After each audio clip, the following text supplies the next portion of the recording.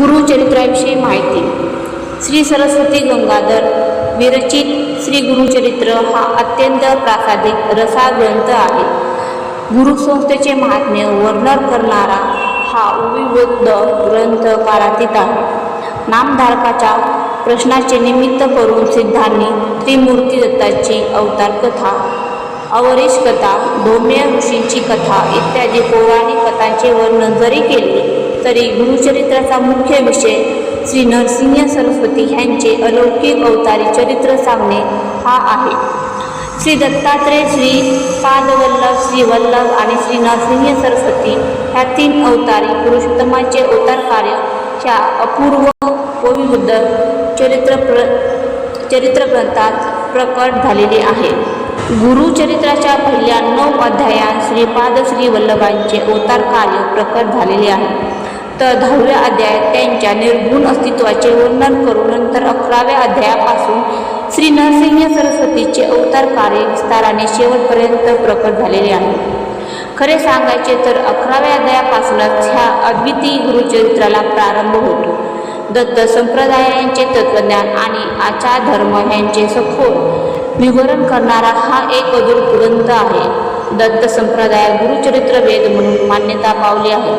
पुराणातील पंचलक्षणांचे शाश्वत संकेत ह्या चरित्र ग्रंथाने भक्तिभावाने पाळलेले आहेत. श्री गुरुचरित्र ह्या ग्रंथाचे कर्ते श्री सरस्वती गंगाधर हे एक श्रेष्ठ दर्जाचे दत्तोपासक होते. सरस्वती गंगाधर हे श्री नरसिंह सरस्वतीचे पट्टशिष्य सायनदेव यांचे 5वे वंशज होते.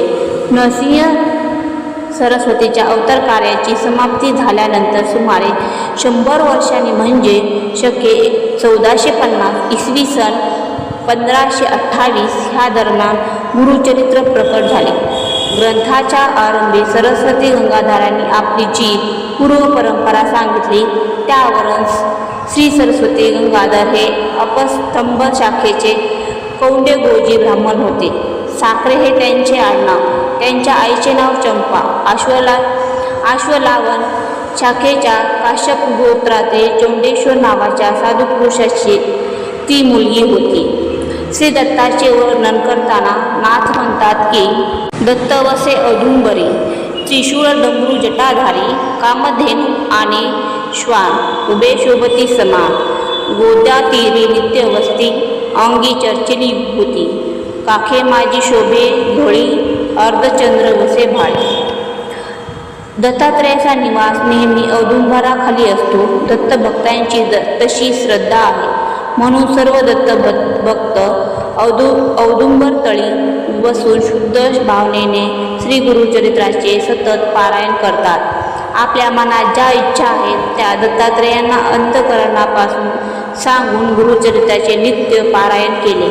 अत्यंत श्रद्धेने श्री दत्तात्रेयांची दर गुरुवारी पूजा करून श्री गुरुचरित्राच्या सप्ताहाला सुरुवात केली तर